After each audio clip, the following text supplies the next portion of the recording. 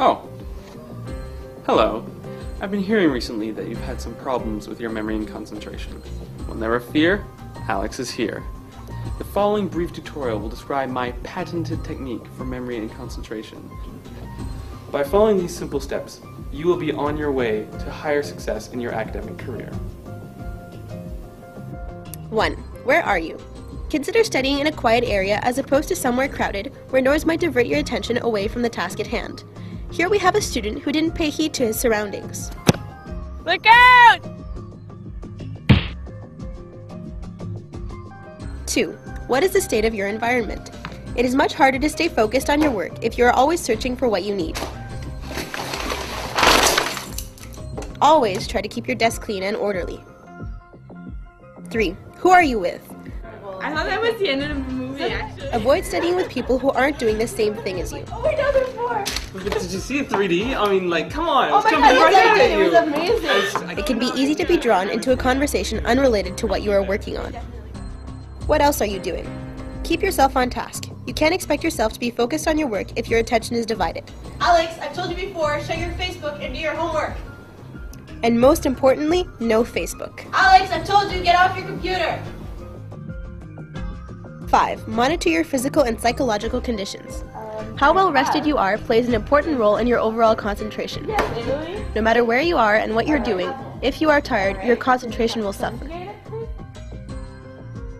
Memory. Your memory is divided into two main types, short-term and long-term.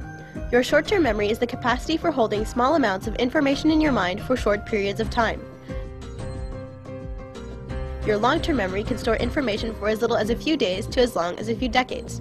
Consequently, you will be engaging both your short-term and long-term memory when studying.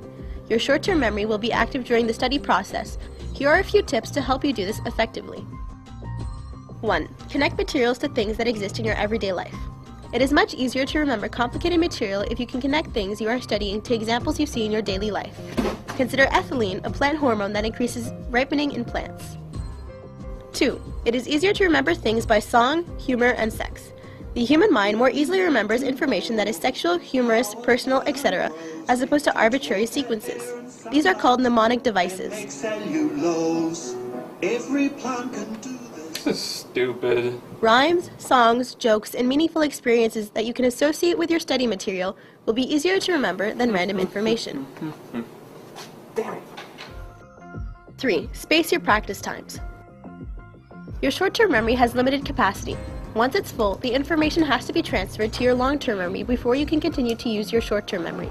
Don't expect yourself to be able to remember everything after studying for hours straight.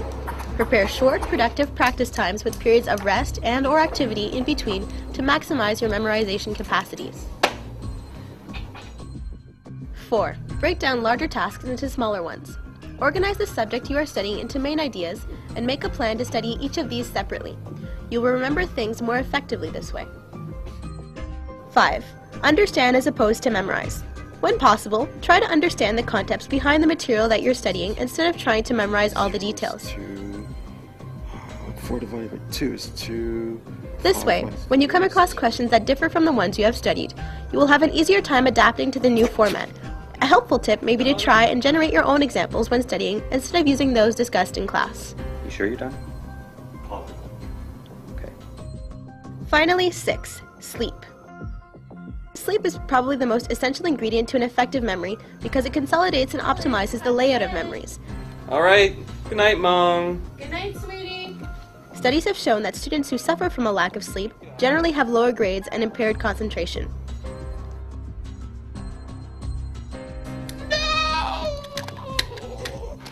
Oh, hello, you're back. Well, I hope they make the most of this experience and that you will soon forget what you've learned here in this video. Made by me, starring me, and those other guys.